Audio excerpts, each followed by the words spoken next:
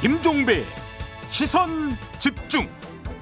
여러분 안녕하십니까, 김종배입니다. 어제 저녁에 베트남 축구대표팀 박항서 감독이 재계약에 합의했다는 소식이 전해졌습니다.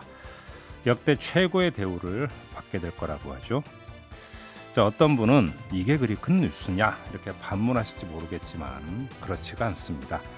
박항서 감독은 축구 감독임과 동시에 한류의 중심이기도 하죠. 박항서 감독의 활약을 응원하면서 11월 6일 수요일 김종배 시선집중 광고 듣고 시작합니다.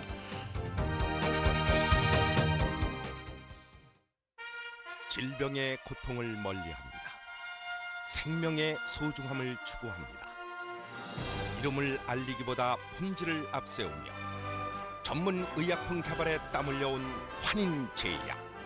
당신 곁에는 언제나 환인제약이 있습니다. 데일리 데일리 데일리 우리 과일 새 이름 데일리 데일리 데일리 매일매일 먹어요 맛있는 과일 고를 땐 우리 과일을 부르는 새로운 이름 경상북도 과수통합 브랜드 데일리를 확인하세요. 데일리.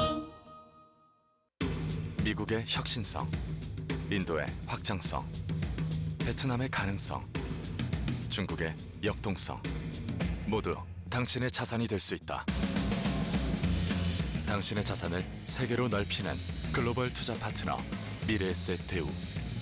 원금 손실에 유의하세요. 기대되는 검단 신도시에 기다렸던 노블랜드 2차가 옵니다. 푸른 숲과 교육을 곁에 두는 1417세대 대단지의 큰 가치. 입지는 퍼펙트, 생활은 베스트. 검단 신도시 2차 노블랜드 에듀포레. 11월 중 오픈 예정. 1688-9200, 1688-9200 대방건설. 주목받는 검단 어디가 좋을까? 단지 앞 예정된 초중고교 1생활권 교육 특화단지 예정된 2개의 역으로 서울은 더 가까이. 11월 명품 아파트 대광 로제비앙과 검단 신도시가 만납니다. 검단 신도시 대광 로제비앙 1899-7575 대광 건영.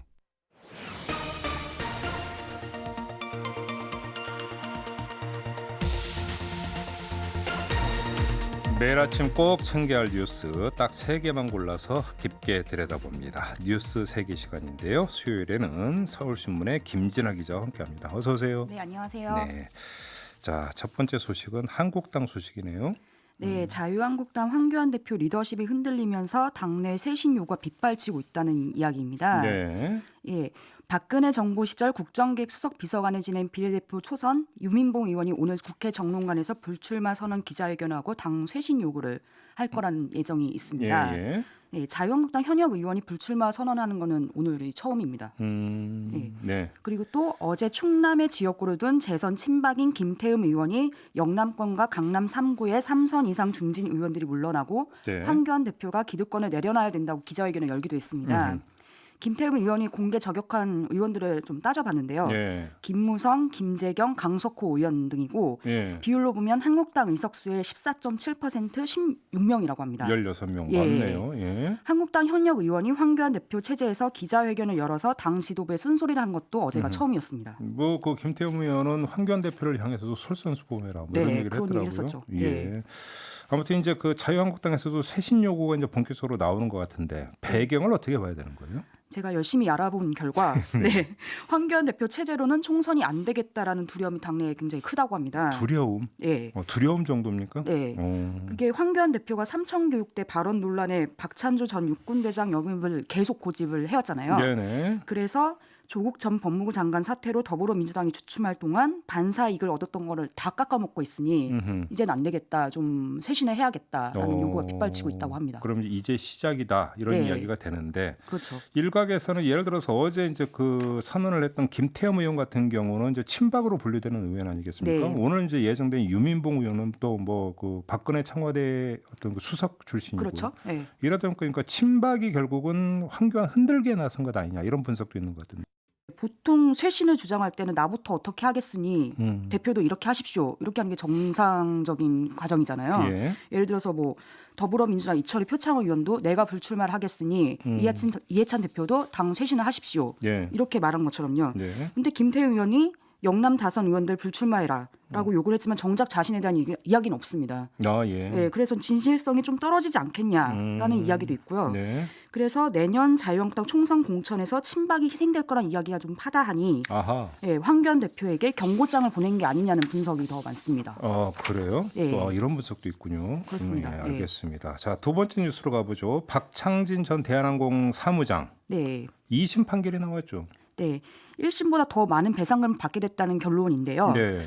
박창진 전 대한항공 사무장이 2014년 그 유명한 땅콩 회항 사건 예. 하고 관련해서 2016년 복직을 할 때 조현아 당시 전 대한항공 부사장하고 대한항공 법인을 상대로 소송을 건 게 있는데요. 내용을 보면 일반 승무원으로 보직 변경되면서 인사 불이익을 당했고 정신적 손해를 입었다면서 손해배상 청구 소송을 냈는데 예. 어제 2심 판결에서 1심 2천만 원보다 5천만 원 더 오른 7천만 원 배상을 받으라고 판결이 나왔습니다. 이례적인데 예, 2심이 굉장히 1심보다 더 오르는 경우는 많지 않은 걸로 제가 그렇죠. 알고 있는데 예. 그 이유가 뭐예요? 재판부의 판결의 이유를 보면요. 네. 땅콩 회항 사건 발생 직후에 인격에 깊은 상처를 입은 박창진 전 사무장에게 예. 대한항공이 보호 조치를 취하거나 재발 방지 대책을 세우지 않고 오히려 사건의 발단을 더 승무원 탓으로 돌리고 국토교통부 조사 과정에서 허위 진술을 강요해서 박 전 사무장이 더욱 깊은 상실감과 박탈감에 빠졌다고 했습니다. 예. 또 다른 이유로는요. 오너 딸인 조현아 당시 부사장의 잘못을 은폐하기 위해서 대한항공이 조직적으로 불법 행위를 했고 네. 유사 사건의 재발을 억제하고 예방할 필요성도 위자료 산정이 중요한 요소라고 했습니다. 근데 이거 말고 다른 소송 낸 것도 있었잖아요. 예, 조현아 전 부사장에 대한 항소도 있었는데요. 예. 그거는 기각을 했습니다. 네. 그 이유를 좀 보면요. 예. 1심 재판부가 당시에 조현아 전 부사장도 3천만 원 배상을 할 책임이 있다고 했는데 그걸 2심에서 기각한 이유가 좀 형식적인데요. 예. 조현아 전 부사장이 1억 원 공탁금을 이미 냈기 때문에 기각을 했다고 합니다. 공탁금은 말씀을 안 드려도 되겠죠? 아니, 해주세요. 할까요? 네. 네, 조금 어려울 것 제가 같아서. 아는 게 없어서. 네, 공탁금이 민형사 사건에서 당사자 간에 원하는 배상금이나 합의금의 차이가 있으면 일단 법원에 맡기는 돈이라고 합니다. 그렇죠. 그러니까 1억 원 이미 냈으니까 네. 3천만 원은 괜찮다. 네, 그런 간단하게 말씀드리면 그런 거고요. 네. 또 하나 소송을 건 게 기각이 된 게 있는데 대한항공이 박 전 사무장 복직 후에 팀장을 맡기지 않은 게 부당한 징계라거나 재량권을 남용했다고 판단할 수 없다고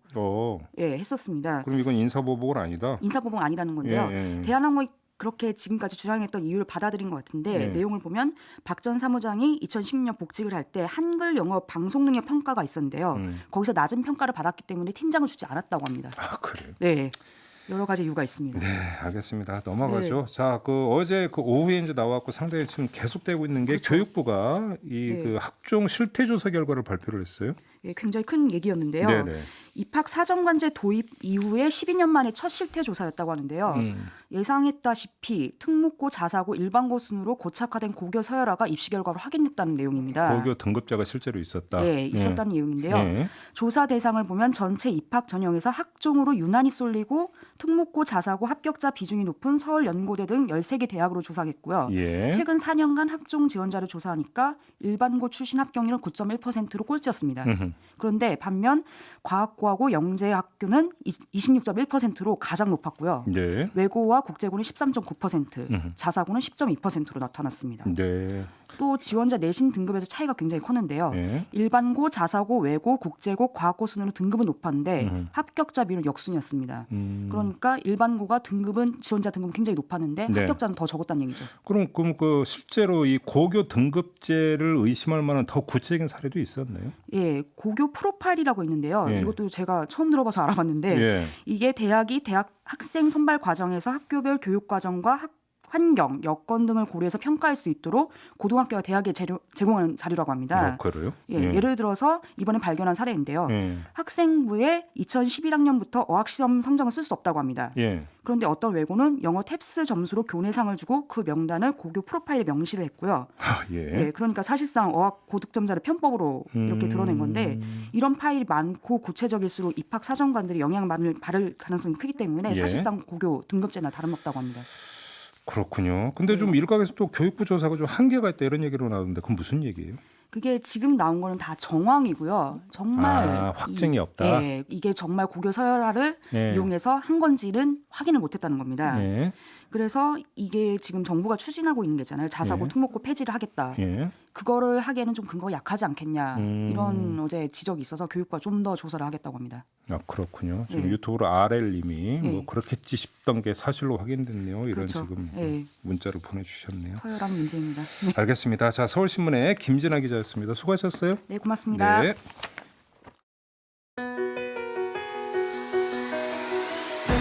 놓치면 안 될 오늘의 이슈. 평일 아침 7시 5분 김종배의 시선 집중해서 챙겨보시기 바랍니다. 유튜브 라이브로도 함께하실 수 있습니다.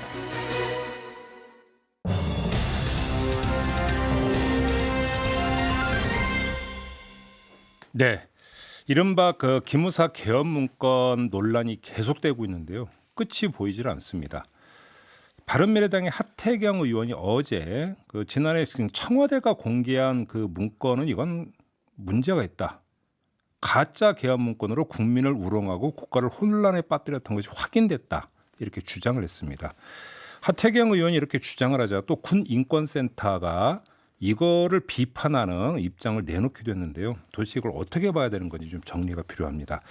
그래서 저희가 오늘 하태경 의원과 군인권센터의 임태훈 소장을 좀 나란히 인터뷰하려고 시도를 했는데 지금 제 옆에 임태훈 소장님은 나와 계십니다. 근데 하태경 의원은 인터뷰가 일단은 좀 불발이 됐는데요. 저희가 추후에 성사가 된다면 다시 한번 인터뷰를 가져보도록 시도를 하겠고요. 자, 오늘은 임태훈 소장과 한번 이야기 나눠보도록 하겠습니다. 어서 오십시오. 네, 안녕하십니까. 안녕하시죠? 네, 안녕합니다. 네, 어디 가시고 이런 거 아니시죠? 삼청동에 수제비 먹으러 갈까 생각하고 있습니다. 아, 그래요? 네. 거기 맛있는 수제비집이 있는 거 네. 저도 좀 데려가 주시면 안 될까요? 같이 가시죠. 번개할까요? 알겠습니다. 문건 얘기부터 좀 하죠. 네. 자, 문건이 너무 많이 나오다 보니까 듣는 저도 헷갈리거든요. 네네. 일단은 그 하태경 의원이 주장한 내용을 간단히 정리를 하면 청와대에서 밝혔던 계엄 그러니까 기무사 문건이라고 하는 게 21개 항목으로 되어 있는데 네네. 확인해 보니까 12개 항목밖에 없더라. 네네. 그럼 이거 가짜 아니냐? 네. 요지가 이런 거 맞죠? 네, 뭐 제가 이해한 게 맞는 그런 거죠? 주장인데요. 예. 하태경 의원이 공개한 자기 본인이 주장하는 이제 최종 문건이라고 하는 것이 네. 저희가 봤을 땐 가짜고 이 문건은 대선 다음 날인 2017년 5월 10일 날 네. 기무사가 제목도 바꿔치기 해서 세탁한 문건입니다. 세탁을 했다고요? 네, 왜냐하면 이러한 잘못된 그 본인들이 해야 될 일이 아니잖아요. 네. 합참해야 될 일이니까 불법이 들통날까봐 몰래 만들었다가 훈련 비밀 2급으로 등재를 합니다. 네. 그래서 제목도 현시국 대비 관련 대비 계획인데 전시계엄 및 합수 업무 수행 방안이라고 둔갑시켰지 않습니까? 네. 그리고 검찰은 불기소 처분장에서도 최종 문건이 현시국 관련 대비 계획이라고 밝혔어요. 그렇다면은 하의원이나 또는 검찰 둘 중에 한 명은 거짓말하고 있다는 소리거든요. 그래요? 그러니까 사실은 이 해명은 검찰이 해야 되는 것이죠. 알겠습니다. 그런데 일단 뭐 그러니까 지금 이 오늘 인터뷰의 균형점을 위해서 하태경 의원이 그 주장한 내용을 기초로 질문을 드릴 수밖에 없는데 네. 하태경 의원은 이렇게 이야기를 했어요. 이 목차를 공개를 하면서 이 목차를 보면은 국회 해산 등 위헌 요소에 해당하는 9개 항목이 빠져 있어서 청와대가 애초에 공개한 문건과는 큰 차이가 있다. 자신이 입수한 문건에 보면. 네. 그러니까 계엄이라고 하는 것들을 이야기할 수 있는 항목은 전혀 없다. 네. 그럼 청와대가 이거 뭔가 좀 가짜로 그러니까 부풀려서 국민 앞에인가 하고 국민을 기만한 거 아니냐 이런 취지인데요. 네네네. 그 하태경 의원이 거꾸로 보고 있는 것 같은데요. 네. 저는 이걸 어디서 입수했는지는 대략 짐작은 갑니다만 어디서 말씀을 드리기가 좀 그렇습니다. 그건 좀 복잡한 문제라서요. 예. 기무사가 대선 끝나고 다시 자신들의 가오를 숨기려고 민감한 내용만 다 골라서 삭제해 버린 거죠. 아 그러면 잠깐만요. 그러면 지금 소장님 말씀은 기무사가 청와대에 올린 문건에서 네네. 지금 하태경 의원이 입수했다라고 하는 문건은 이게 네. 문제가 될까봐 문제의 소지가 있는 내용만 빼고 네네. 다시 세탁한 문건을 지금 입수해서 그걸 진본이라고 주장을 하고 있는 네, 거다 이런 그렇죠. 말씀이신 거죠? 그걸 그 장관 최종본이라고 우기는 건 도리어 네. 하 의원이 국민을 우롱하는 격이라고 저는 보고 있고요. 네. 실제로 검찰이 확보하고 있는 문건은 USB상, 제가 옛날에 USB 얘기했잖아요. 네네네. 비인가받은 USB로 네. 작업을 했다 컴퓨터에서 예. 이 USB 상의 하의원이 최종본이라고 우기는 문서는 최종 수정일이 5월 10일로 찍혀 있어요. 그러니까 이 USB를 검찰이 포렌식을 했단 말입니다. 예. 포렌식을 해서 최종적으로 문건이 수정된 것이 5월 10일이기 때문에 그러니까 하의원이 입수했다는 문건. 아니요. 지금 제가 얘기하는 건 이 문건이라는 게 만들어진 게 USB에서 만들어졌잖아요. 네네네. 그러니까 포렌식을 했어요. 최종적으로 수정된 날짜가 5월 10일, 즉 대선 다음 날이니까 결국은 하의원 얘기가 잘못된 거죠. 예. 그러니까 이제 그 대선 보고 나서 문제가 될까봐 네네네. 뽑아낸 거고. 네네네. 그게 이제 그 최종 작성일 여기서 그러니까 그 입증되는 거 아니냐. 네네. 이런 말씀이시고요. 네네네. 그러면 하의원이 입수했다는 것은 그렇게 해서 작업한 결과물. 네, 그렇죠. 그게 최종본이라고 우기시는 그러면 오히려 거예요. 그러니까 하태경 의원이 입수한 게 가짜다. 가짜죠. 그렇게 지금 보시는 거고요. 만약에 진짜 하 의원님이 이거 국민들에게 사과 안 하시면 저희 포렌식한 거 공개할 수도 있습니다. 제보 받은 거 있거든요. 잠깐만요. 공개할 수도 있다라고 하는 것도 뭡니까? 제보자가 드러날까 봐 저희는 최대한 제보자를 보호하고 가고 있는데. 그런데 아직 공개하는 게 있다. 공개 안 한 게 있죠. 저희가 뭐 지는 싸움 하겠습니까? 자, 지금부터 마이크 마음대로 쓰실 수 있습니다. USB에 대한 포렌식이 자료를 공개하면 하태경 의원의 주장이 거짓되다는 걸 알고 있고요. 이미 수사에서도 대비 문건이라고 이미 밝혔지 않습니까? 그러니까는 하태경 의원님이 왜 이 시점에서 이러한 주장을 하는지 도대체 하 의원님이 비호하려는 세력이 뭔지 저는 잘 모르겠습니다. 하태경 의원이 비호하려는 세력이 있다고 보세요? 저는 있다고 봅니다. 기무사에서 퇴출된 그분들, 원대 복귀된 그분들. 이 문제 때문에 퇴출된? 네네. 그 사람들이 지금 소송하고 있거든요. 아, 그래요? 네. 그 사람들이 자꾸 이런 자료를 하태경 의원에게 주는 것 같아요. 그 눈과 귀를 가리는 거죠. 그러니까 누군가가 무슨 자료를 줄 때는 정말 다각도로 검증을 해봐야 되는 겁니다. 알겠습니다. 자, 그러면 우리 애청자 여러분들 이해를 돕기 위해서 제가 한번 이해한 대로 정리를 해볼게요. 그러니까 하태경 의원의 그러니까 그 주장의 요지는 청와대가 기무사의 개헌 문건이라고 하면서 공개한 문건에는 21개 항목이 있었지만 자신이 입수한 항목에는 12개 항목밖에 없었고 문제가 되는 어떤 개헌과 연결되는 내용은 하나도 없었다. 근데 자기가 입수한 어떤 문건이 진본이기 때문에 청와대는 부풀려서 발표했던 것이다. 이런 주장이었는데 그렇지 않습니다. 임태훈 소장께서 지금 말씀하시는 것은 오히려 하태경 의원이 입수한 문건이 가짜다. 축소한 것이다. 나중에 문제가 될까 봐 빼고 그러니까 재편집한 것을 입수해서 그걸 진짜라고 지금 주장하고 있는 것이다. 최종본은 검찰이 알고 있고요 이미 어떤 것인지 그건 지금 하태경 검찰과 아까 이제 하태경 의원과 검찰이 진위 공방하고 있는 거나 마찬가지고 하태경 의원은 검찰 수사 결과 즉 불기소 처분서에 이의를 제기하는 거거든요, 사실. 그러면 수사는 청와대가 한 것이 아닌데 최종본을 왜 자꾸 청와대에다가 묻는지 저는 잘 모르겠습니다. 검찰은 불기소 처분장에서 최종본을 현 시국 관련 대비 계획 8페이지와 대비 계획 세부 자료 67페이지라고 적시하고 있어요. 그럼 이건 하 의원이 말하는 문건과 다른 건데 검찰이나 하 의원 둘 중에 하나는 대국민 사기극을 벌이고 있는 것이죠. 지금 이 시점에서는 검찰이 이 문제에 대해서 해명을 해야 된다고 저는 보고 있습니다. 알겠습니다. 그리고 지금 조금 전에 말씀한 거에 따르면 하태경 의원이 입수했다는 문건이 가짜임을 입증할 수 있는 근거를 확보하고 있다. 소장님이 지금 그렇게 말씀하시는 거예요. 확실히 근거를 갖고 있습니다. 근거를 가지고 있습니다. 혹시 그거를 그러면 뭐 기자회견 이런 걸 통해서 다시 발표할 예정이세요? 적절한 시기에 이 문제가 계속 하태경 의원님께서 고집을 피우신다면 저희가 그 고집을 꺾어드려야죠. 그래요? 그러면 그건 하태경 의원의 어떤 추가 발표나 공개를 보고 나서 판단할 것이다 이런 말씀이시고? 그렇습니다. 알겠습니다. 자, 그러면 이거는 아마 그 오늘 이 인터뷰에서 뭐 마무리될 게 아니라 일단 그 좀 뭐가 다른 점인지만 좀 확인하는 것으로 만족을 해야 될 것 같고요. 그리고 제가 마지막으로 이제 말씀드리고 싶은 건 2017년 3월 3일에 작성된 것을 5월 10일에 수정한 것이라고 말씀드렸잖아요. 하 의원이 어제 저희 재반박을 또 했어요. 맞아요. 자기가 공개한 문건이 군사 비밀로 허위 등재된 게 아니라 청와대가 공개한 것이 군사 비밀로 허위 등재된 문건이라고 하는데 하 의원은 자꾸 뭘 모르면서 말을 계속 하는 것 같아요. 군사 비밀로 등재된 문건은 아무것도 없습니다. 그래요. 왜냐하면 애초에 불법으로 USB 비인가 받은 걸 가지고 작업을 했기 때문에 기무사는 군사 비밀 등재 건의만 했고 실제 문건을 등재한 적이 없고 지금 군사 비밀 허위 등재가 지금 재판 공소장에 다 나온 내용이거든요. 네. 그래서 이런 황당한 소리를 자꾸 하시면 정치적 책임을 지셔야 된다. 그건 어떤 뜻입니까? 정치적 책임이라는 것은 국회의원이 선출직 헌법기관 아닙니까? 네. 본인이 잘못하면은 정치적 책임을 무한대로 져야 되는 거죠. 알겠습니다. 일단 요거는 이 정도로 일단 가름하겠습니다. 네, 일단 네, 네. 가름하고 하태경 의원이 그러니까 다시 어떤 추가한 그 공개나 주장이 있을 경우에 저희가 방송 내에 다시 반영을 해서 다시 모실 기회가 뭐 있을 수도 있을 것 같고요. 네. 이왕 모신 김에 요 문제를 안 여쭤보겠습니다. 뭐 인터뷰 보면서 잠깐 뭐 농담 비슷하게 이야기가 나왔지만 박찬주 전 대장이 어제 CBS와 인터뷰에서 삼천교육대 발언을 사과할 생각이 없다고 했어요. 네. 어떻게 대처하실 계획이십니까? 안 그래도 저희 변호사분들께서 네.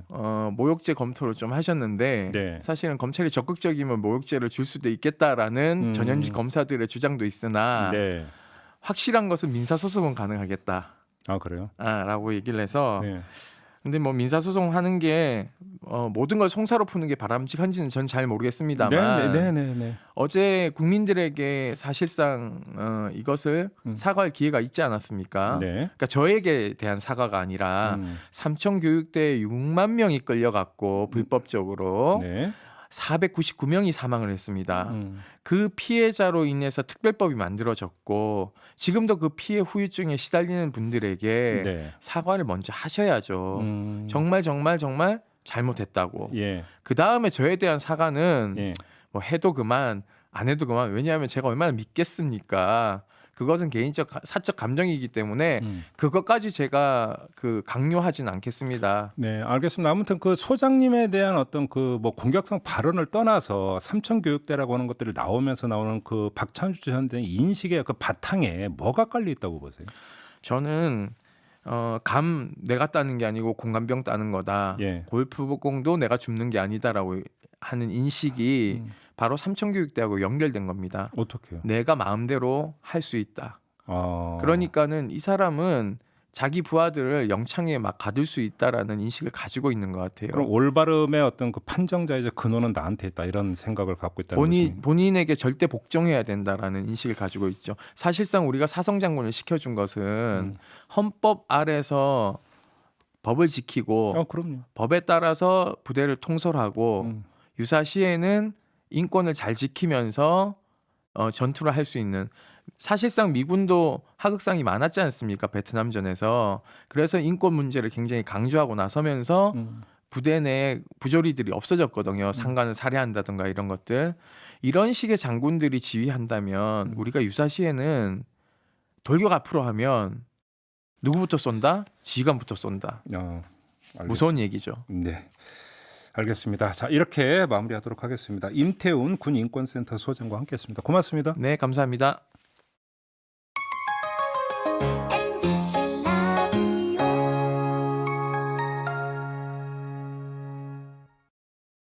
세계 100대 골프장 라운딩, 화산 트레킹 투어, 열대림 속에서의 온천욕. 이런 걸 어디서 하냐고요? 필리핀 클락이죠. 오전 출발로 더 여유롭게 누리세요. 대한항공 필리핀 클락 네이루낭. Excellence in flight, Korean Air. 안녕하세요. 요즘 춘천에서 가장 핫한 춘천 롯데캐슬 위너 클래스에 나와 있습니다. 지금 이 소리 들리시나요? 편리한 춘천 생활 인프라에 롯데캐슬 브랜드 가치가 더해진 소리. 완벽하네요. 춘천 롯데캐슬 위너 클래스. 분양문의 1811-8855 롯데건설. 수영선수 박태환입니다. 제가 푹 빠진 스타가 있습니다. 쇼핑, 수영, 볼링, 스파, 서핑, 스페인 광장에 패밀리파크까지.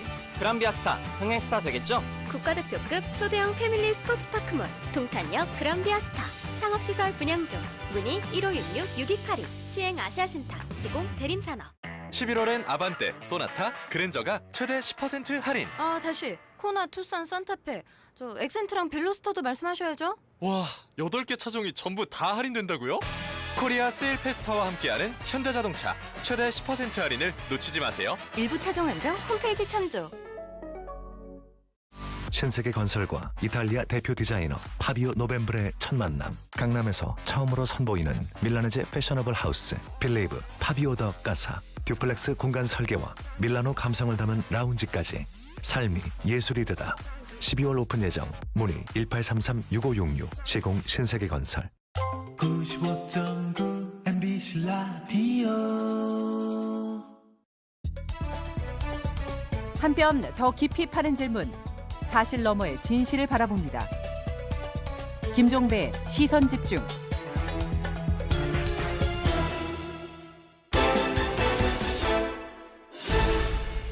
네, 요즘 정치권의 화두 중에 하나만 골라라 이러면 저는 이걸 고르겠습니다. 청년인데요. 2030 세대 이런 이야기도 함께 하고 있죠. 여야가 본격적으로 총선 채비를 갖추면서 총선 기획단도 출범시키고 있고요. 인물 영입 작업도 가속화하고 있습니다. 그러면서 또 쇄신 이야기도 하고 있는데 이 모든 걸 관통하고 있는 게 바로 청년층의 마음을 잡아라. 이쪽에 좀 초점을 맞추고 있는 것 같습니다. 그래서 저희가 오늘 2부에서 아주 특별한 대담 시간을 마련을 했는데요.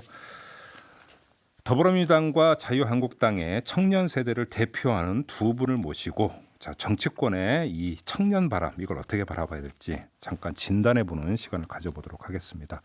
그래서 스튜디오에 두 분을 모셨는데요. 한 분 한 분 소개를 해드리겠습니다. 자, 먼저 제 오른쪽으로 더불어민주당의 전국 청년위원장을 맡고 있는 분이죠. 장경태 위원장 모셨고요. 어서 오십시오. 네, 안녕하세요. 네, 장경태입니다. 반갑습니다. 그리고 제 왼쪽에 자유한국당 1차 영입 인사로 들어간 분입니다. 백경훈 청사진 공동대표 모셨습니다. 어서 오세요. 예, 반갑습니다. 네. 백경훈입니다.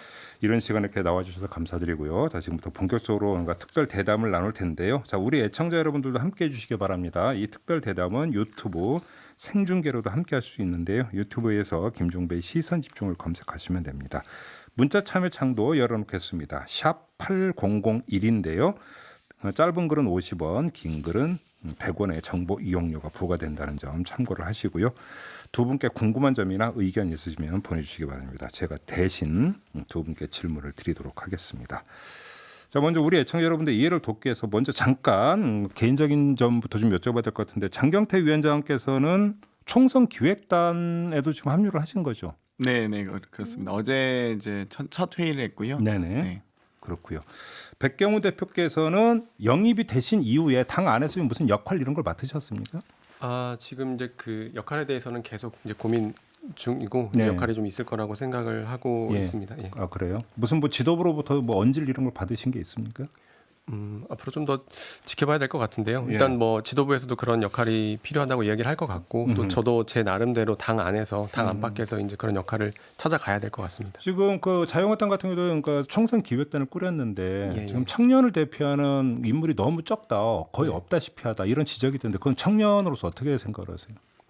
예, 물론 아쉬운 부분들은 있지만 아직 이제 총선이 6개월, 5개월, 6개월 정도 남은 상황이고 네. 그리고 이제 결국에는 이게 물론 과정도 굉장히 중요하지만 결과로서 어떻게 보여지느냐도 굉장히 중요한 일인 것 같습니다. 그런 의미에서 이제 특히나 이 혁신에 대한 의지, 필요성은 당 지도부가 어디보다도 가장 강하게 갖고 있는 걸로 알고 있고 그런 것들을 뭐 조만간 차례차례 보여줄 수 있을 거라고 생각을 합니다. 알겠습니다. 장경태 위원장님은 청년위원장으로 지금 최고위원회도 들어가시나요? 아니요, 최고위원은 최고위원은 아니고요. 안 들어가시고. 당무위원이라고 합니다. 네. 알겠습니다. 최근에 뭐 이 청년 바람 부는 거에 대해서 이제 계속 그러니까 그 정당 활동하면서 지켜보셨잖아요. 네.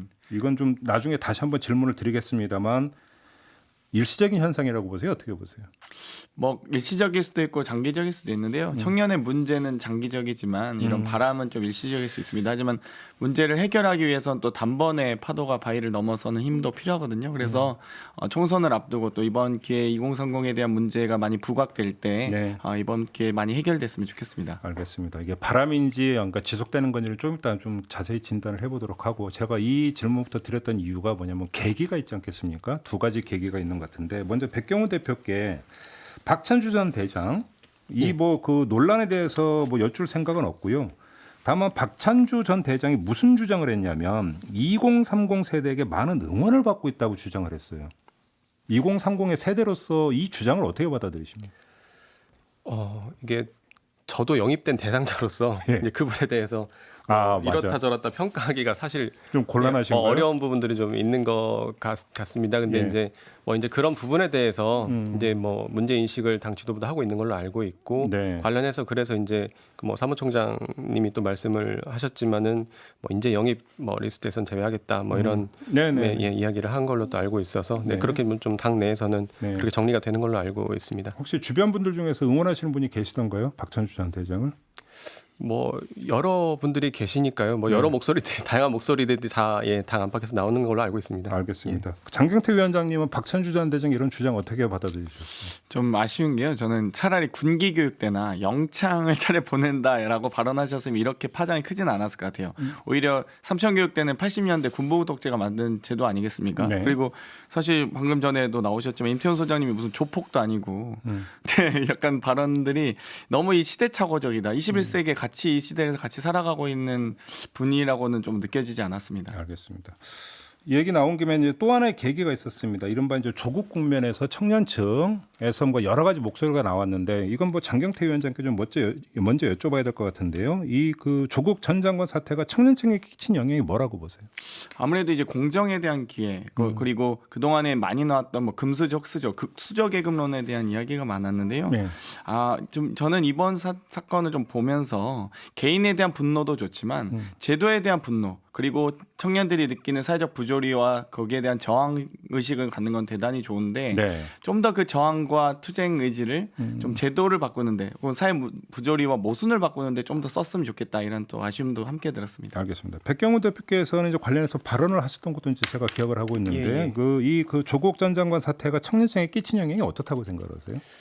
이게 그동안 잘 보이지 않던 우리가 참 보이지 않던 것들이 나타났다고 생각을 하는데 우리가 참 불공정한 시대에 살고 있구나, 불평등한 시대에 살고 있구나, 우리가 그런 또 세대구나 그런 것들을 감내해야 하는 그런 것들을 알게 된 계기였던 것 같고 제가 이번에 그 밀레니얼 386 시대를 전복하라라는 책을 썼습니다. 오늘 이제 그 책이 나오는데 그 책에 이제 제가 하면서 이제 설문조사를 진행을 했었습니다. 이제 서울 지역 대학생 500명을 대상으로 설문조사를 하면서 이제 이 조국 전 장관의 사태에 대해서 어떻게 생각하냐라고 했을 때 이제 키워드로 꼽은 것이 이제 청년들이 분노, 안타까움, 기회 박탈이었습니다. 이제 그런 부분들이 이제 어쨌건 우리가 정말 공정한 시대를 살아가고 있는가라고 하는 그런 의문을 가지게 됐다는 거죠, 청년들이. 알겠습니다.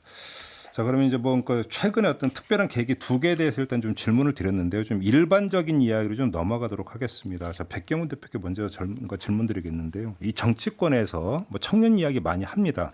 자, 그러면 정치권에서 귀 기울여야 하는 청년 문제가 뭔지 하나로 그 집약을 해서 말씀해 주신다면. 저는 그 일자리 문제에 많은 우리 과제들이 응축되어 있다라고 생각을 합니다. 근데 이게 단순히 청년들만의 문제라고 보기도 어렵고 일자리 문제, 미래 산업에 대한 문제이기도 한 것 같은데요. 근데 이제 이 청년들 주변을 둘러싸고 있는 이 문제들을 지금 사실 하나하나 이렇게 풀어가기에도 참 하나하나 풀어가야 되는데 이제 현 정부 들어서 이제 그런 것들이 정반대 방향으로 가고 있는 것 같아서 참 안타까운 마음입니다. 일자리 문제가 핵심 문제다 이렇게 보시는 거. 장경태 위원장님. 저는 세대 평등이라고 좀 생각하는데요. 일자리, 주거, 보육, 부채, 창업 등 청년 관련된 저희가 3포, 5포, 9포라고 표현을 하는데 여러 가지 지역적인 문제들이 너무 많습니다. 하지만 그 지역적인 문제들을 해결하는 과정은 결국 20대, 30대, 40대, 50대 등의 세대가 평등하게 공존하지 못하고 있는 것도 문제라고 보거든요. 그러니까 청년에 대한 지원보다도 미래에 대한 투자로 인식하고 청년은 현재 일부분이지만 미래의 전부이기도 합니다. 이 부분에 대해서 각 세대가 좀 어리고 아직 잘 모르고 너희는 좀 더 고생해봐야 돼. 마치 아프니까 청춘이 이런 말 많이 하지 않았어요. 사실 아프면 환자인데 병원에 보내야죠. 그런데 사회적 치료가 좀 더 있었으면 좋겠다 생각을 합니다. 아, 그래요? 네. 자, 일자리 문제를 지금 제기를 하셨는데 일자리 문제라고 하는 것이 단순한 청년 대책인과 동시에 어쩌면 그 산업 정책, 경제 정책 모든 것들이 아울러질 때 이제 나오는 결과 아니겠습니까? 이 정치권에서 과연 그렇다면 일자리 문제에 대해서 해답을 내놓을 수 있을까요? 어떻게 보세요?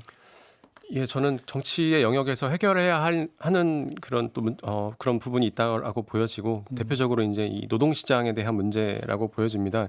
이제 현재 정부에서는 급격한 최저임금 인상이라든지 비정규직의 정규 주가라든지 이런 식으로 이제 노동시장 안에 있는 사람들을 위해 만든다는 이런 정책들이 오히려 노동시장 밖에 있는 청년들이나 취준생들, 경력 단절된 사람들 취약계층을 오히려 더 사지로 내모는 그런 이제 결과를 보고 있다라고 보고 내고 있다라고 보고 어쩌면 이 정부에서 이 공공의 영역에서 해야 되는 역할이 그러니까 일자리 문제를 해결하는 데 있어서 저는 1번 대상자가 이 취약계층 그리고 청년들 아직 노동시장에 진입하지 못한 사람들 이런 사람들을 향해야 된다라고 보는데 이제 오히려 좀 지금 정반대의 결과로 가고 있는 것 아닌가 싶습니다. 노동시장 개혁 같은 경우는 입법을 통해서 얼마든지 좀 새롭게 모색할 수 있으니까 이거부터 우선순위를 좀 두고 해야 되는 것 아니냐 이런 주장이신 것 같고요. 장경태 위원장님은 좀 반박을 하고 넘어야 될 것 같은데 최저임금하고 뭐 정규직화 문제 제기하셨는데 결국 노동 문제는 우리의 삶을 어떻게 높일 것인가의 문제입니다. 그러니까 정말 싼 값싼 노동력에 혹은 뭐 최저임금 소위 삶의 질을 기본적 생존권도 보장하지 못하는 임금 체계를 갖추는 게 우리 사회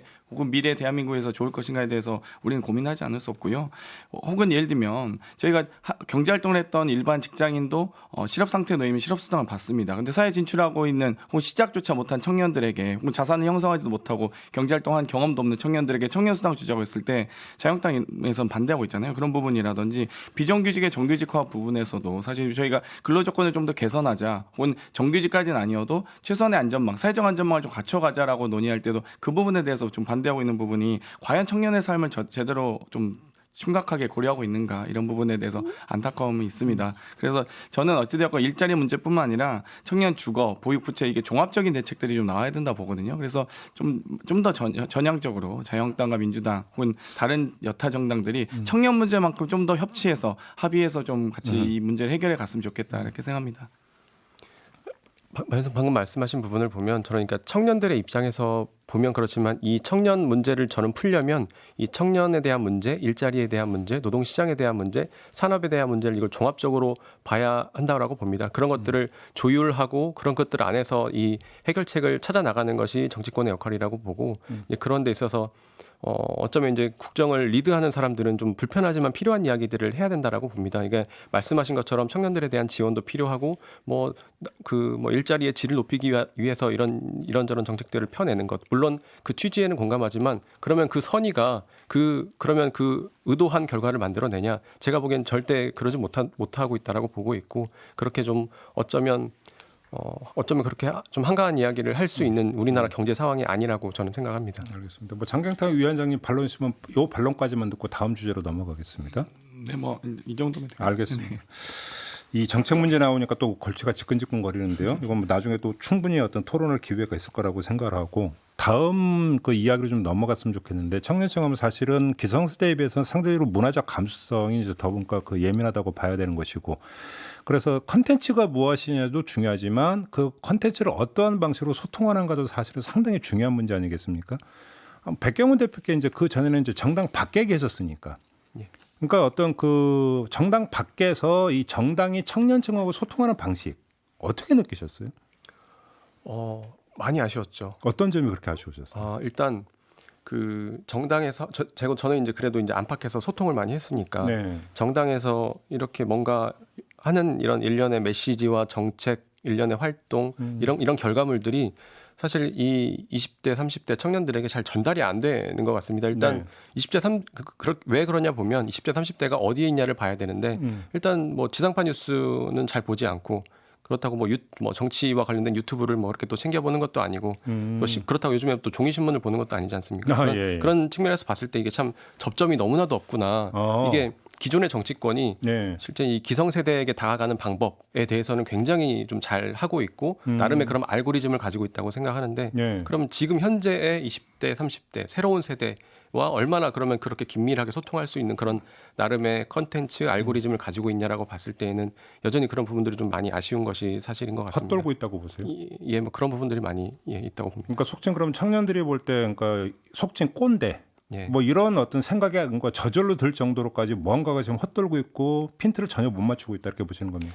근데 그거는 뭐 이제 다 지금 여의도에 있는 민주당이나 한국당이나 다 마찬가지라고 보는데요. 근데 그런 부분들이 있죠. 어쩌면 청년들이 가장 싫어하는 키워드 이걸 하나 꼽으라면 저는 꼰대라고 생각을 합니다. 이제 근데 그게 여야 공이 다 나타나고 있다. 예, 여야 공이 이제 그런 것들 나타나고 있고 지금 제가 봤을 때는 특히 이제 20대 또 더 젊은 세대의 그런 뭐 이렇게 지각 변동이 일어나고 있는 게 사실인 것 같은데 예. 그러면 그들의 마음을 어떻게 잡을 것인가 이게 굉장히 좀 앞으로 중요한 과제인 것 같습니다. 네, 장경태 위원장께서는 이제 정당 활동을 계속 해 오셨으니까 지금 중간 지점이 있으실 것 같은데 이 소통 문제를 어떻게 느끼셨어요? 아무래도 이제 세대가 세대만 달라야 되는데 다른 세상에 사시는 분들 같다 이런 생각을 많이 할 때도 있어요. 다른 세상? 예, 그러니까 소위 이제 정치와 정당 문화 자체가 국회의원 중심 아니겠습니까? 그런데 네. 소위 이제 2030 세대의 국회의원 수는 1%에 불과합니다. 전체 인구의 30%에 육박하는 2030 세대를 대변하기에는 네. 또 그런 다양한 의견들을 담아내기에는 우리나라 국회가 조금 좀 많이 올드해졌다 이런 생각이 들고요. 그렇다면 정치가 결국 국민과 괴리되거나 혹은 청년과 괴리됐을 때 과연 청년인지적 사고, 성인지적 사고, 또 그 사회적 다양성을 담아낼 수 있는 사고들이 좀 더 많이 반영돼야 되는데요. 그런 어떤 국민의 대표성과 비례성 혹은 어떤 다양한 의견을 대변해야 되는 의회의 기능에서는 좀 제 역할을 못하고 있다라고 생각을 합니다. 일단 그 문제는 좀 이따 여쭤볼 텐데 그거를 떠나서 정당 지도부나 어떤 그 국회의원들이 청년들을 얼마나 그러니까 자주 접촉을 하는 접촉 빈도라든지 접촉 방식이라든지 대화의 방식이라든지 이런 거는 어떻게 생각을 하세요? 일단 기본적으로 좀 경청이라는 말을 많이 쓰거든요. 요즘 이제 특히 정당에서 사실 경청은 약간 들어주겠다라는 느낌이거든요. 결국에는 결국 또다시 청년을 어떤 참여의 대상 혹은 뭐 어떤 들어줘야 될 대상이라고 보는데 사실 청년들도 정치 주체거든요. 그래서 함께 대화 나눠야 될 사람 혹은 소통의 파트너 혹은 오히려 저는 경청보다는 파트너의 대화 이런 것들이 더 나은 것 같습니다. 함께 하자라고 해야 되는데 경청하겠습니다. 이렇게 말하고 있다. 그렇죠. 그러니까 대상화시켜버리고 있다. 청년들을 이렇게 보시는 겁니까? 그렇죠. 백경훈 대표 이런 어떤 진단에 동의하세요? 예, 적극적으로 공감하고요. 근데 이제 저는 그 아까 말씀하신 경청조차도 지금 안 되고 있는 게 더 문제인 것 같습니다. 그래요? 파트너는 둘째치고. 알겠습니다. 자, 조금 전에 장경태 위원장께서 제기한 문제가 있는데요. 제가 오늘 대담을 시작하면서 이게 일시적인 현상입니까라고 여쭤봤던 이유도 있는데 사실은 청년 바람이 지금 처음 부는 게 아니에요. 제 기억이 맞다면 19대 총선 때 사실은 청년 바람이 분 적이 있었습니다. 그래서 그때 여야 모두 청년 비례대표 뭐 남녀에서가 뭐 2명씩 거의 의무적으로 청년 비례대표 공천했던 기억까지 있고요.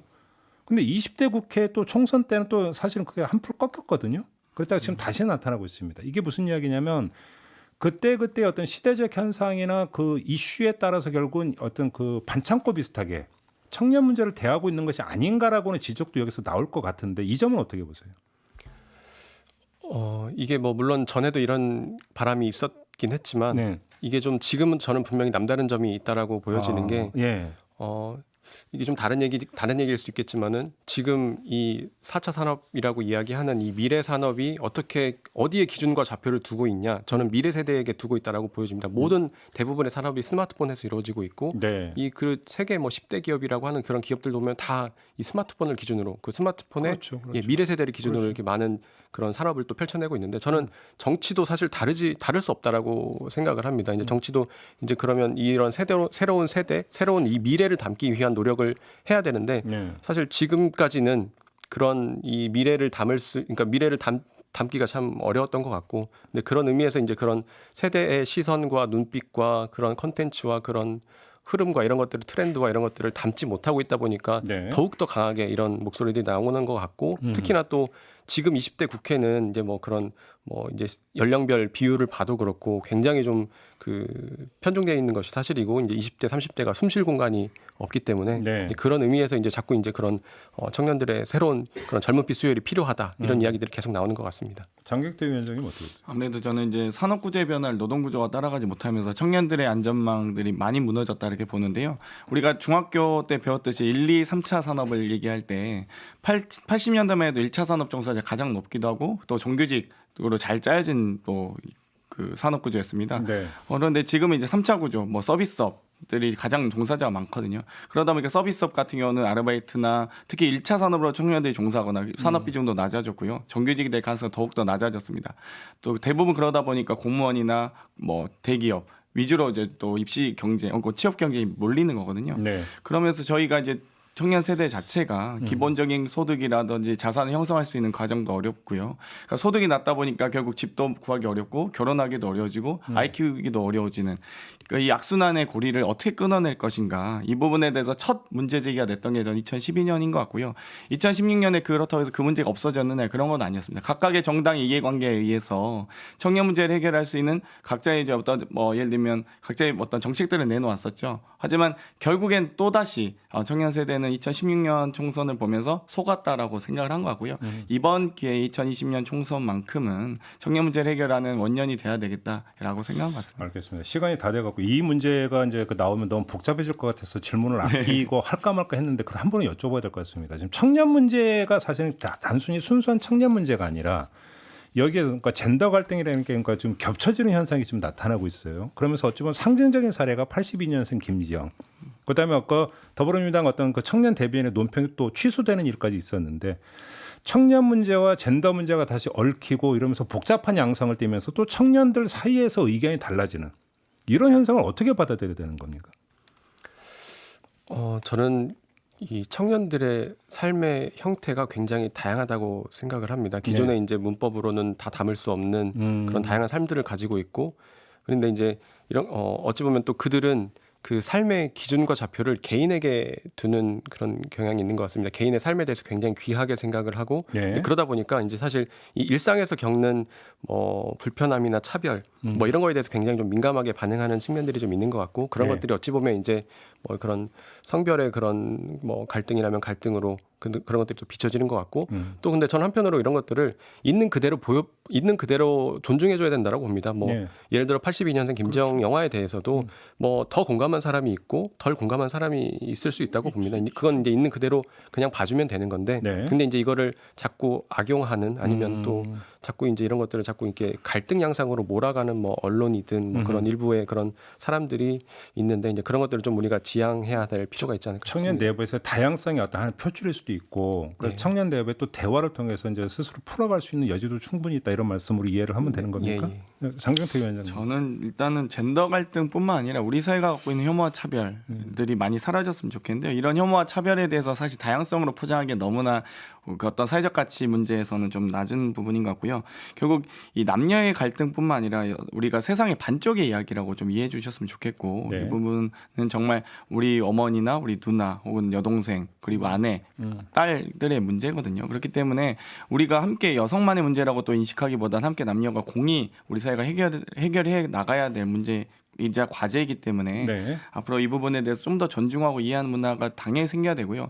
이 부분에 대해서 자꾸만 이렇게 좀 더 부추기는 형식으로 갈등을 좀 더 조장하지 않는 정치권의 책임도 좀 있었으면 좋겠습니다. 알겠습니다. 아무튼 청년의 정치 참여와 정치 참여의 폭이 넓어져야 된다는 것은 당위인 것 같고요. 그런 점에서 또 어떤 청년들의 어떤 정치에 대한 관심과 참여 어떤 저변이 넓어지는 이런 것도 같이 가야 되지 않을까 싶은 생각이 좀 드는데 1842님이 이 두 분 진보 보수를 떠나서 젊은 세대를 대변하는 좋은 일 많이 하시기 바랍니다. 이런 당부의 말씀을 보내주셨네요. 이걸 오늘 어떤 대담의 좀 마무리 발언으로도 해도 좀 될 것 같습니다.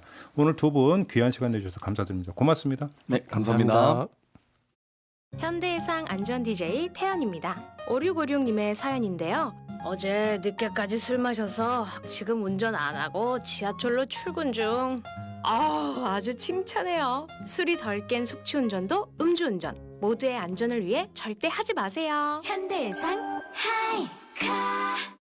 일상과 모험, 남들과 다른 시각으로 세상을 살아가는 당신과 모든 것을 가능하게 해줄 새로워진 익스플로러가 만나 더 높은 세상 위에 서다. I'm Explorer. 포드 익스플로러 뉴 제너레이션. 지금 전 시장에서 만나보세요. Ford. 기대되는 검단 신도시에 기다렸던 노블랜드 2차가 옵니다.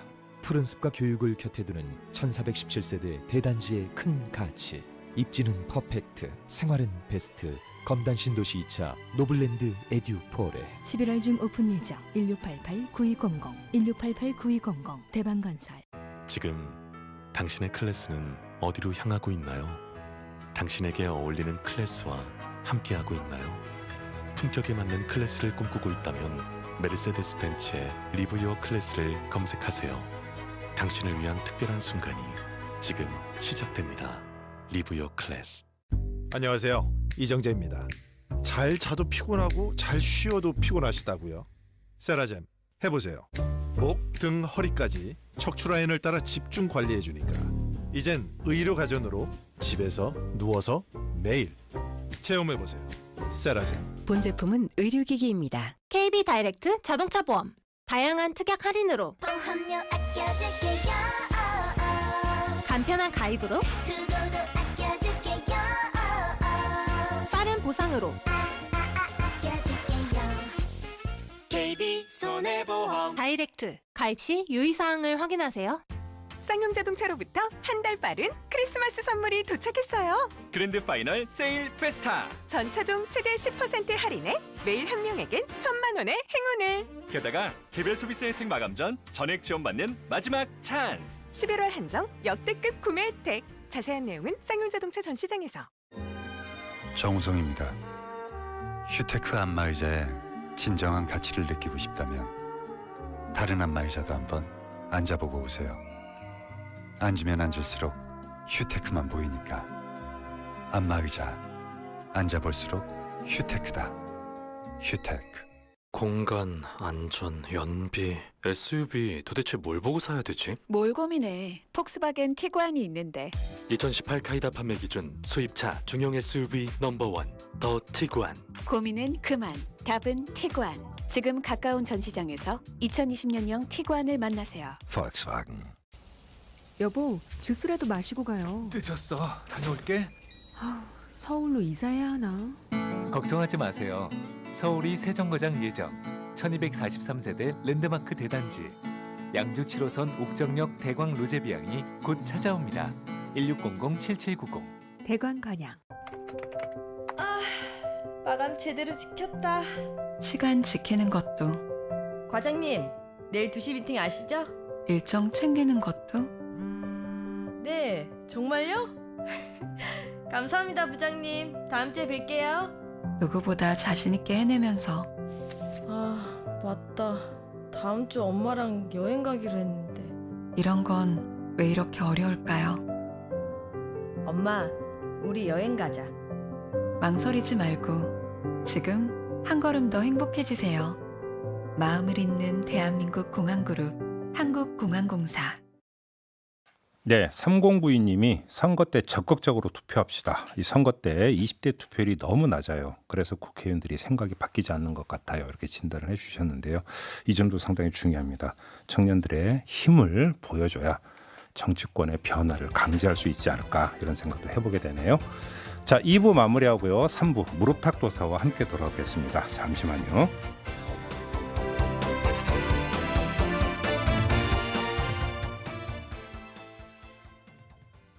지금 시각은 7시 57분입니다. 언제나 당신 곁에 I'm Your Energy GS칼텍스 협찬 57분 교통정보입니다. 안개가 짙어서 더 조심하셔야겠습니다. 영동고속도로 호법 부근 양방향으로 사고가 있었는데요. 인천 쪽은 처리가 됐는데 강릉 쪽은 2, 3차로에서 아직 화물차 처리 작업을 하고 있습니다. 일대가 정체고요. 경인고속도로 인천 방향은 인천 요금소에서 서인천까지 5km가 밀려있고 서울 쪽은 부천부터 신월 지나서 국회대로 이어져 영등포 구청까지 정체입니다. 서부간선도로도 많이 밀리는 편인데요. 도심 쪽은 고척교에서 목동교까지, 외곽 방향은 목동교에서 금천교까지 정체입니다. 강변북로 구리 쪽 행주대교에서 동작대교까지 56분 정도 예상되고요. 올림픽대로는 행주대교에서 한강대교까지 47분 정도 예상됩니다. 신재입니다. 언제나 당신 곁에 I'm Your Energy GS칼텍스 협찬 57분 교통정보였습니다.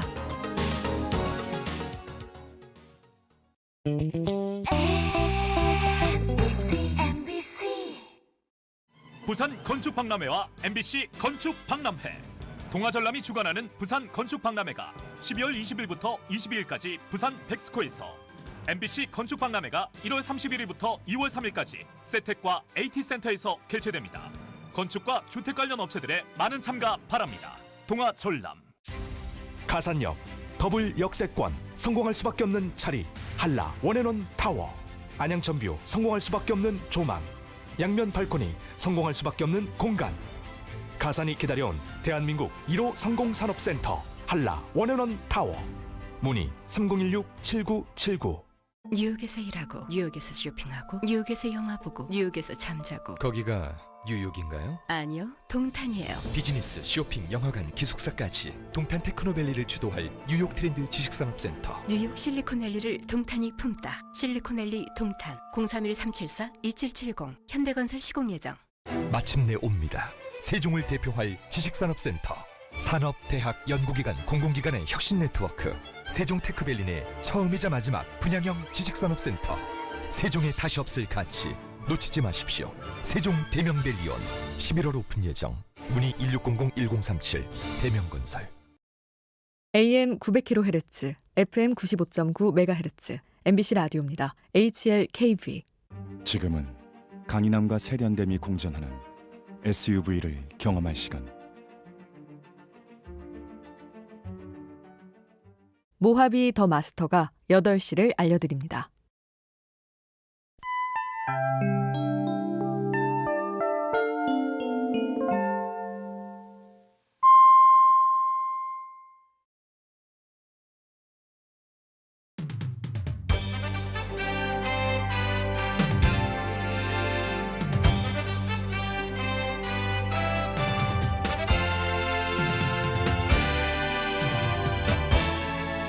김종배 시선 집중.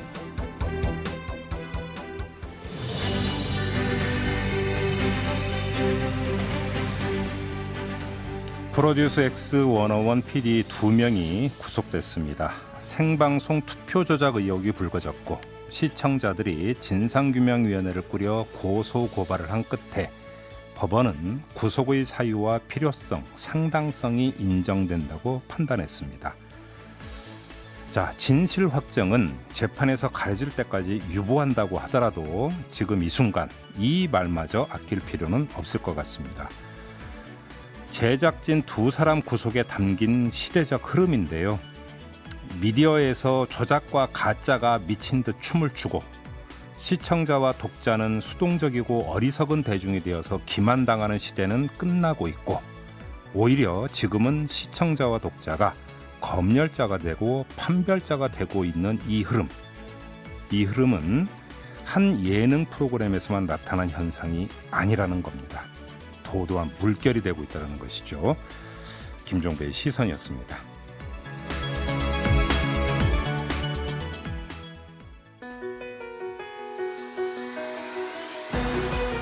이슈의 핵심을 꿰뚫는 예리한 시선. 믿고 듣는 진품 시사. 김종배 시선 집중.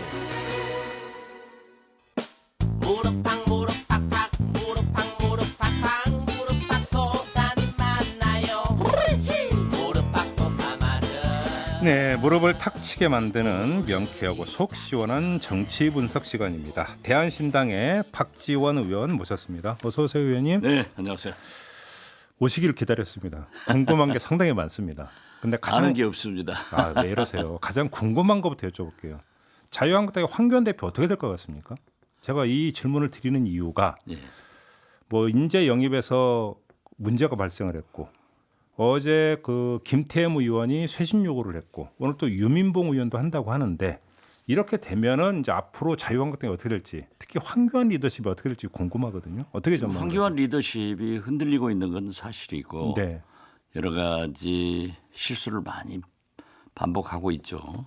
그렇지만은 대안이 없기 때문에 저는 총선까지는 대통령 후보는 그 다음 일이고 황교안 대표 리더십으로 이끌고 갈 것이다. 이렇게 봅니다. 총선까지는 황교안 체제가 계속 유지가 될 것이다. 네, 그렇습니다. 그럼 만약에 근데 총선까지 돌파를 한다면 공천권을 황교안 대표가 행사를 하게 될 것이고 그러면 오히려 그 당내 입지는 더 강화가 된다고 봐야 되는 거 아닐까요? 당내 입지가 강화되더라도 총선 결과를 물론 국민이 그거에 어떻게 따라 보느냐. 그래서 또 희망사항이 황교안 같은 분이 한국당을 이끌어야 우리 진보 세력이 유리하기 때문에 저는 대기도 기도드립니다. 황교안 대표 어제 김태흠 의원이 주장한 것 중에 황교안 대표를 향해서 솔선수범을 하라 이런 대목이 나와요.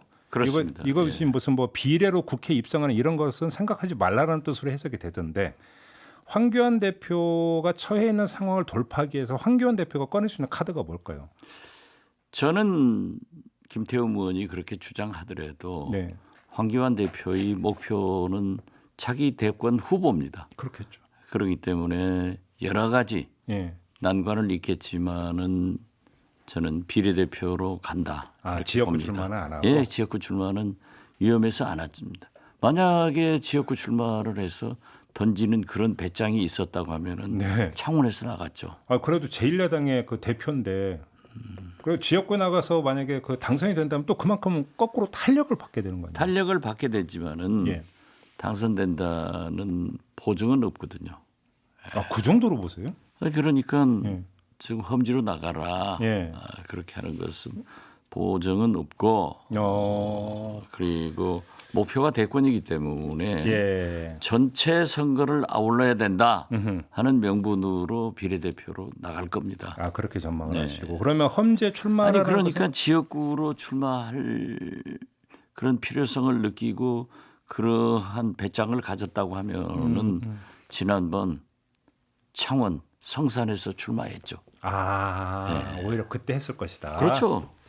그러면 지금 그때 원룸 얻어서 자기 부인하고 내려갔지만은 치고 올라왔잖아요. 예. 고성은 이기고. 예.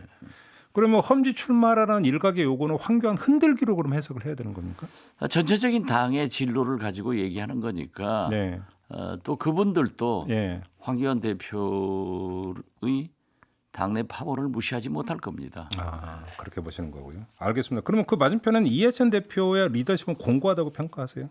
다 정리가 됐다고 보십니까? 지금 현재는 당내에서 불만이 있는 건 사실이죠. 또 있어야 건강한 정당이고요. 네네네. 그렇지만 이해찬 대표는 처음부터 본래 리더십이 장악하는 데는 추종을 불허하는 분입니다. 예. 만약에 다른 분이 당 대표에 있으면은 지금 현재 조국 사태를 겪으면서 얼마나 많은 분란이 있었겠어요. 이것 보면은 이해찬 대표는 장악력만은 분명하다. 그러면 12월 10일 일단 예정일이 12월 10일이라고 하던데 그러니까 선대위를 조기 발족시킨다는 거 아니겠습니까? 이건 이해찬 표 신의 한 수다 이렇게 평가하십니까? 어떻게 보십니까? 그렇죠. 일거의 공천기획단과 선거대책위원회를 발족시키겠다 하니까는 당이 조용해지잖아요. 그러니까요. 이런 것도 이해찬 리더십인 겁니다. 그러나 황교안 대표는 이 공천기획단도 준비 없이 자기들 파, 박근혜 파 이런 것으로 해가지고 감동을 못 주고 있고 당내에서 오히려 불평이 생기잖아요. 그렇지만은 이해찬 대표의 총선 기획단은 어떻게 됐든 뭐 불만은 있는 분이 있어요. 그렇지만은 일거에 수습이 되지 않습니까? 그리고 이 조국 사태를 그렇게 떠들던 것을 일거에 국면 전환을 시켜가지고 총선 분위기로 확 끌고 가버리는 이게 정치적 리더십인 겁니다. 우리 무릎탁 도사께서는 정치 구단이시니까 그러면 이해찬 대표와 황교안 대표의 정치 단수를 매겨주신다면 몇 단 주시겠습니까? 두 분 다 저보다 훌륭하지만은 그래도 이해찬 대표는 그렇게 쉽게 보실 분이 아니라니까요. 거듭 말씀드리지만 3대 대통령을 핵심에서 당선시켰고 3대 대통령 정권에서 핵심에서 일하신 분은 그분밖에 없어요. 그럼 이해찬 대표는 9단쯤 그러니까 주시는 겁니까? 그분은 뭐 훨씬 저보다 높죠. 황교안 대표는? 거기는 뭐 왜 말꼬리가 그럴까요? 약해지시는데. 남 대표 낫다가 하면 안 되지만은 말 안 하면 훨씬 국민들이 알아듣겠죠. 뭐. 알겠습니다. 그 정도로 하고요. 지금 강기정 정무수석이 운영위원회에서 이제 그 이야기한 게 지금 뒤끝이 계속되고 있습니다. 지금 자유한국당 같은 경우는 3+3, 그러니까 패트 논의를 위한 원내대표 3명하고 이제 실무의원 3명이 꾸린 테이블 이거 가동 안 할 수도 있다. 사고 안 하면 이렇게 지금 이야기를 하고 있는데 이거 어떻게 봐야 되는 겁니까 이 문제는? 참 강기정 수석은 제가 특별히 우리 광주 전남을 대표할 수 있는 정치인이다. 한번 자기도 알아요. 그렇게 가깝게 지내고 참 좋은 친구인데 그 버럭 그 성격을 못 참아가지고 네. 이번에 큰 실수를 했는데 어떻게 됐든 대통령께서 귀국하시면은 예. 야단을 치시든 경고를 하시든 어떤 조치가 있겠죠. 대통령이 조치를 할 거라고 보세요? 지금 현재 노영민 실장도 이제 버럭 화를 냈었잖아요. 네네네. 그런데 국회에서 그렇게 하는 게 아닙니다. 대통령 비서실장이나 정무수석이 예. 그러한 논쟁을 할 수는 있지만은 예. 그렇게 결정적으로 큰 실수를 하면은 대통령이 국민을 얕보는 거예요. 네. 사법부, 입법부, 행정부가 있는데 입법부를 얕보는 것으로 나타난단 말이에요.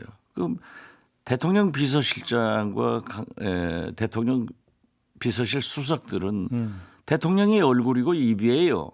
그러니까 조심해야 되는데 네. 어떻게 됐든 저렇게 했단 말이에요. 그런데 저는 거기에서 민주당이 무능하다 이렇게 왜요? 생각합니다. 왜요? 만약 나경원 대표가 그렇게 도에 넘는 발언을 하면은 민주당에서 제동을 걸어줘야 돼요. 그 회에서 그러니까 민주당 소속 이제 운영위원들이 그렇죠. 그렇게 예. 해가지고 예. 이 싸움을 예. 민주당과 한국당으로 이끌어야지 예. 왜 한국당과 비서실로 하게끔 방조하느냐 이거죠. 안 싸우는 게 제일 좋아요. 예. 국민들은 싸우지 마라. 물론 하지만은 그러나 국회는 싸우는 것이기 때문에 네네. 여야가 싸워야지 왜 대통령 비서실을 싸우게끔 방치하느냐 그런 의미에서 저는 민주당이 무한의 극치를 달리고 있다 그렇게 봅니다. 근데 지금 그 어제 그 민주당 의원들이 주장한 걸 종합을 하면 그래서 강기정 수석이 운영이 끝나고 유감 표명하지 않았냐. 뭐 근데 그 정도면 됐는데 왜 또 그렇다고 3+3 회담 뭐 그 안 한다 뭐 이런 얘기 왜 나오냐 이런 얘기를 하던데. 이제 한국당은 상습적으로 국회를 보이콧하는 네. 그런 그 무슨 전염병 같은 게 있더라고요. 그러니까 그것 때문에 예. 강기정이 살아날 수 있어요. 오히려 그것 때문에. 그렇죠. 그 상습적으로 국회를 버리고 예. 광화문으로 나가고 또 뭘 하다가 상임위 보이콧하고 국회 보이콧하고 그 보이콧 병 때문에 네. 강기정은 오히려 역풍이 한국당으로 불어서 살아날 수가 있다 이거죠. 그럼 오히려 나경원 원내대표가 지금 자충수 두고 있다 이렇게 보시는 거네요. 그러면? 자충수를 둔 게 아니라 그걸 지금 현재 선택과 집중을 해서 잘 해결해야 되는데 무조건 보이콧 하잖아요. 네, 그러니까요. 그러면 안 된다 이거죠. 국회를 열면서 네네.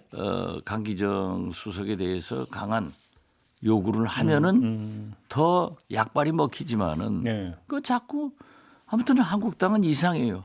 그 어떻게 하면은 국회 보이콧하고 광화문으로 나가겠다. 아주 광화문 당으로 당명을 바꾸든지. 예, 알겠습니다. 그 정도로 좀 그 가름하고 이걸 좀 여쭤볼게요. 문희상 의장이 일본 갔잖아요. 네. 일본 가서 그 이제 한일 문제를 풀기 위한 해법으로 1+1+1이라고 하는 걸 제시를 했어요. 그러니까 한국 기업과 일본 기업에다가 한일 그 국민들의 자발적 기부금을 모아서 기금 만들어서 이제 강제징용 피해자들에게 이제 그 주자 이런 방안을 제시를 했는데 어떻게 평가하세요? 잘 됐으면 좋겠습니다. 그렇지만은 제가 알고 있기로는 물론 진전된 아니고 건설적이지만은 일본에서는 강제징용 문제에 대해서 우리는 이미 끝났다. 그렇죠. 그렇기 때문에 1익은 1.5건 0.5건 우리는 하지 않는다. 일본 기업은 한 푼도 낼 수 없다 이거죠. 그런 거죠.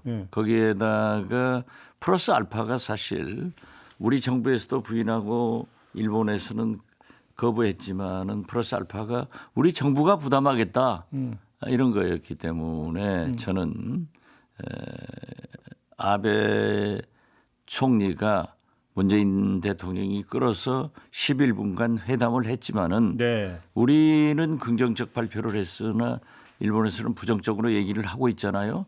조금 더 진전을 시키면은 좋은 방향으로 갈 것이다 이렇게 봅니다. 돌파구가 있을까요? 해결책이 있다고 보세요? 만들어내야죠. 그것이 외교이고 그것이 정치 아닙니까? 그 지금 오늘 나온 소식을 보면 한미일 그 정보 수장이 비밀리에 만났다는 지금 보도가 나오지 않았습니까? 혹시 여기서도 이 지소미아를 포함해서 한일 그 갈등에 대한 이야기가 오갔을 가능성이 있을까요? 어떻게 보세요? 그 뭐 서훈 국정원장이 미국 다녀왔다. 예. 얼마든지 다녀와야죠.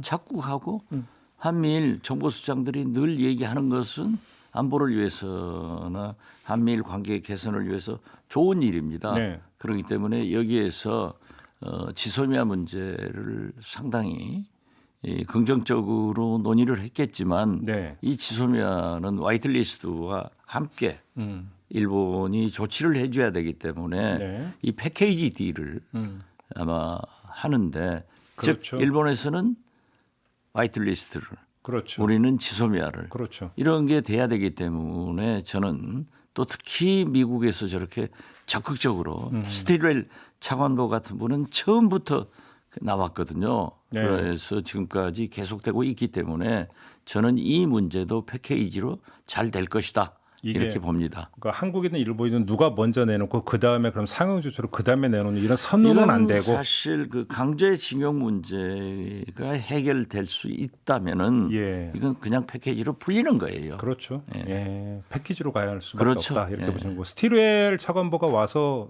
지소미아를 또 강하게 압박할 거라고 전망을 하세요? 압박하죠. 그래요? 물론 그 스티렐 차관보는 처음부터 화이트리스트 문제에 대해서도 해결돼야 된다 하는 거기 때문에 이렇게 급박하게 움직이는 것은 좋은 일이다. 우리가 지소미아 정식으로 파기하는 발효되는 그날부터 그날이 오기 전에 풀어보려고 하는 한미일의 공동 노력이다 이렇게 평가합니다. 근데 지금 딱 스티렐이 한국에 오는 시점에 맞춰서 방위비 분담금 협상 미국 대표가 또 왔다는 거 아닙니까? 그렇죠. 초점이 여기에 있는 거 아닐까요 혹시? 그렇죠. 미국은 어떤 경우에도 돈에 손해 보는 나라는 아닙니다. 네. 그렇기 때문에 지금 북미 실무급 회담도 네. 우리의 역할이 있다 하는 것은 필연코 경제협력 문제가 나오기 때문에 미국이 돈 내는 것은 아니에요. 그래서 우리나라와 일본이 또 돈을 부담해야 되거든요. 그러니까, 이것은 과거 캐도 경험에서도 그랬지 않느냐. 그렇죠, 그렇죠. 예, 그렇기 때문에 예. 미국은 돈에 대해서는 무서운 나라입니다. 돈이 많은 나라가 무서워요. 본래 부자가 무서운 거예요. 있는 사람이 더 한다. 아, 그렇죠. 예. 그런 점에서 그러면 지금 스티렐 오고 이러면 지소미아 방위비 분담금 이중으로 압박할 가능성이 높다 이렇게 정리를 해야 되겠네요. 방위비 분담은 더 압박이 강할 겁니다. 더 세게. 예. 아이고 그렇네요. 참 쉬운 게 하나도 없습니다. 네, 그렇지만은 이번에 그 정의용 네. 안보실장과 정경두 장관, 서훈 국정원장이 북한의 ICBM 발사에 대해서 뭐 이동식이냐, 그렇죠. 뭐 고착형이냐 그런데 두 분 다 맞는 얘기예요.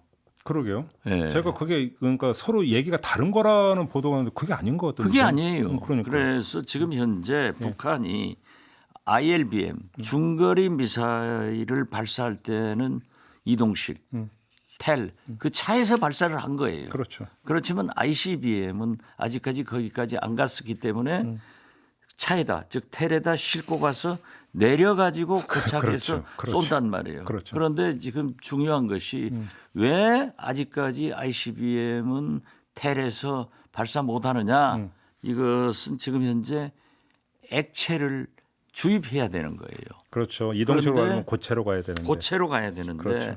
최근에 SLBM 발사는 고체로 됐다. 이렇게 하는 것은 프랑스가 액체에서 고체로 바뀌는데 40년이 걸렸습니다. 그런데 북한의 핵 기술이 알겠습니다. 그렇게 발전되고 있기 때문에 우리는 북한에다 시간을 줘서는 안 된다. 네네. 그러니까 빨리 북미 실무회담하고 정상회담에서 해결해야 된다.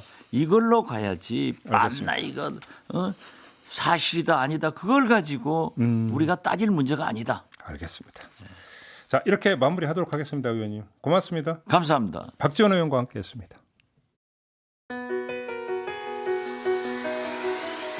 날카롭게 묻고 객관적으로 묻고 한 번 더 묻습니다.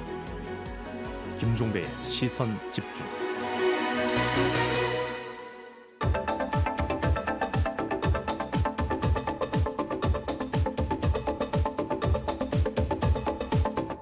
네, 시선 집중의 대미를 장식하는 비컨 뉴스 시간입니다. 이종훈 막내 작가 모셨습니다. 어서 오세요. 안녕하세요. 네, 자 어떤 소식 갖고 오셨습니까? 먼저 준비한 오디오 컷으로 한번 확인해 보시죠.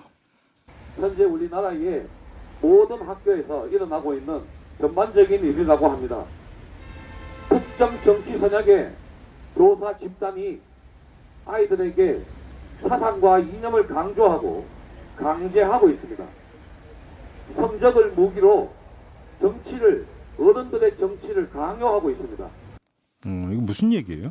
인원고와 관련된 얘기인데요. 인원고? 예. 어제 턴라이트라는 보수단체 강민구 대표가 했던 말입니다. 네. 이 턴라이트를 비롯해서 자유법치센터, 자유대한호국단 네. 이 세 보수단체가 학생들에게 반일 운동을 강요했다는 이유로 인원고 교장 그리고 교사를 형사 고발하는 기자회견과 형사 고발을 하는 행사를 가졌습니다. 근데 교장과 교사가 어떻게 했다라는 거예요? 임시정부 수립 100주년 기념 마라톤 대회에서 학생들에게 아베 정권을 규탄하자, 강제징용 사죄하라 이런 구호와 그 플랜카드를 쓰게 했다라는 거죠. 이게 지금 딱 그 팩트입니까 그러면? 네. 확인된 팩트입니까? 팩트죠. 근데 이걸 갖고 있어요, 자기들 형사 고발을 하겠다? 예. 근데 이제 그 추가적으로 그 교장의 태양광 사업에 학생들을 동원했다 뭐 이런 것도 있습니다만은, 근데 이제 제일 큰 거는 역시 방금 들으신 대로 반일 사상 그리고 편향된 정치 사상을 아이들에게 주입했다 이렇게 얘기하는 건데 이제 논란은 이게 과연 형사 고발감이냐 하는 거예요. 네. 그러니까 이 사람들은 지금 이 세 보수 단체는 직권남용이다 이렇게 보고 있어요. 그러니까 헌법과 교육기본법이 정한 교육 중립의 의무를 위반한 것, 그러니까 공무원의 직권남용 혐의로 고발하겠다 이렇게 얘기하는데 이 부분은 법리적인 다툼이 필요할 것 같고요. 오늘 비컨 뉴스가 주목하는 부분은 이 부분이 아니라 이 형사 고발은 이 세 단체 자유법치센터, 자유대한호국단, 턴라이트가 과연 어떤 단체인가 하는 겁니다. 혹시 보수 단체들이 이국종 교수가 근무하는 아주대 병원으로 몰려가서 규탄 집회했다 이런 기사 보신 거 기억나세요? 기억나죠? 이국종 교수가 직접 나와서 마이크 들고 또 연설을 또 했던 그거 말씀하시는 그렇죠. 거예요? 근데 이제 그분들이 이제 정작 이국종 교수 본인이 나와서 마이크 잡고 해명하니까 바쁘다면서 말 끊고 빨리 끝내라고 급하게 짐 싸가지고 떠나버려서 굉장히 화제가 됐는데 이 집회를 주관한 단체가 바로 이 세 단체입니다. 그런가요? 네. 최근에 있었던 보수단체 집회들을 보면요. 이 세 단체가 세트로 공동으로 주관하는 집회가 상당히 꽤 눈에 많이 띕니다. 세 단체가 같이 움직이고 같이 있는데? 움직여요. 같이. 볼 때마다 제가 궁금했던 지점이 저 세 단체가 상당히 친한가 보다.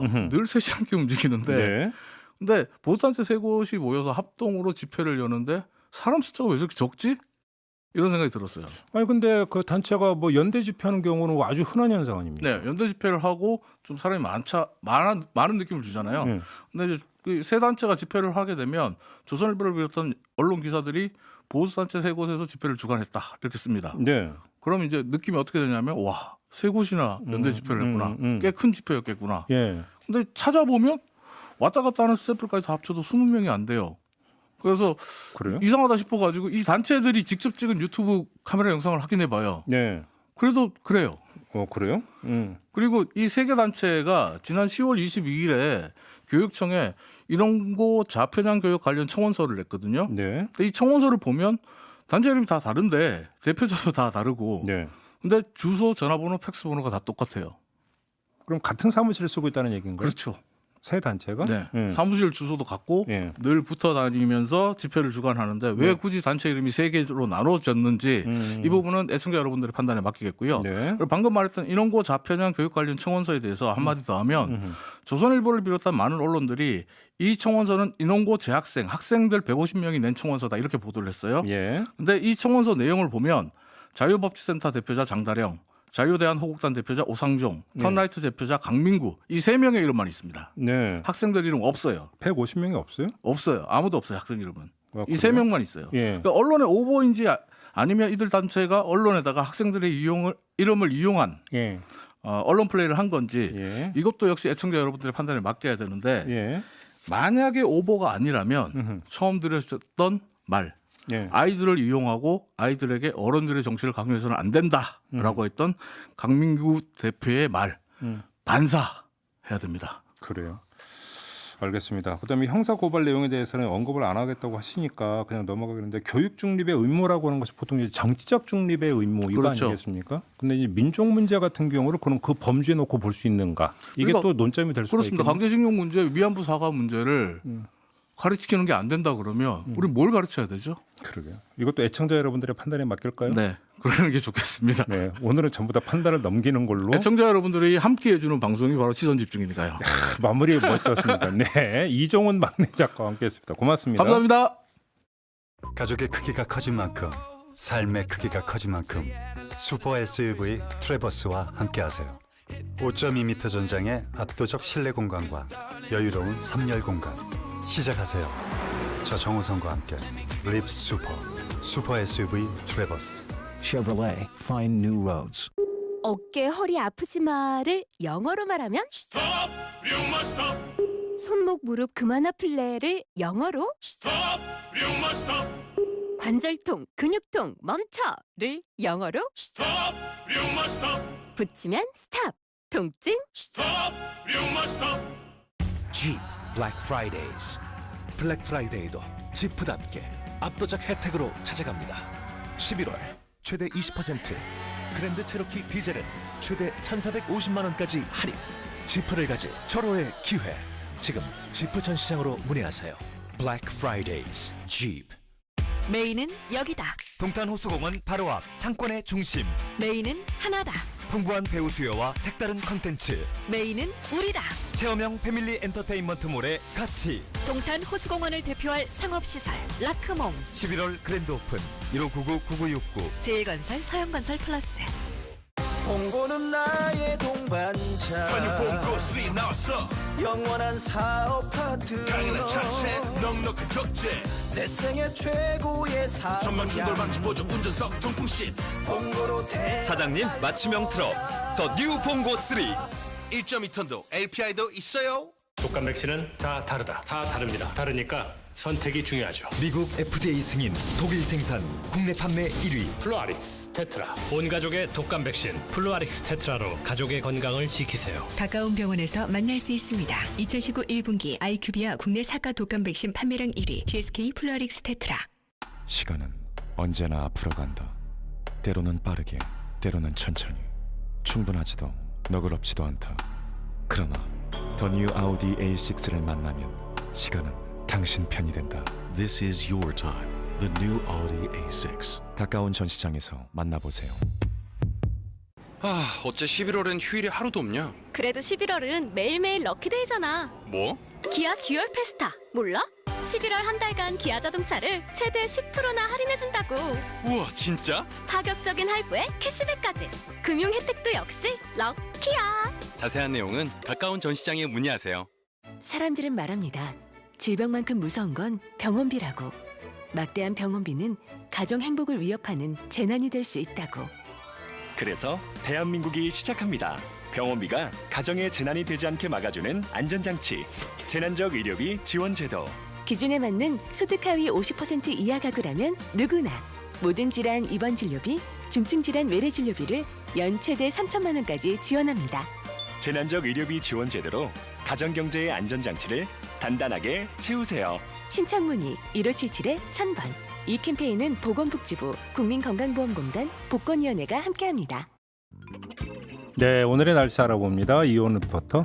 네, 갈수록 추워지고 있습니다. 오늘도 어제보다 기온 조금 낮아서요. 서울이 현재 7도고 낮 기온 서울 17도, 강릉, 광주, 대구 20도, 부산 21도에 머물겠습니다. 아직도 내륙을 중심으로 특히 충청도에 안개가 짙으니까 조심하시고요. 충북 지역은 미세먼지도 뒤엉켜서 종일 공기가 탁하니까 신경 쓰셔야겠습니다. 날씨였습니다. 네, 오늘 방송 모두 마무리하고 물러가겠습니다. 내일 아침 7시 5분에 다시 인사드리겠습니다. 고맙습니다.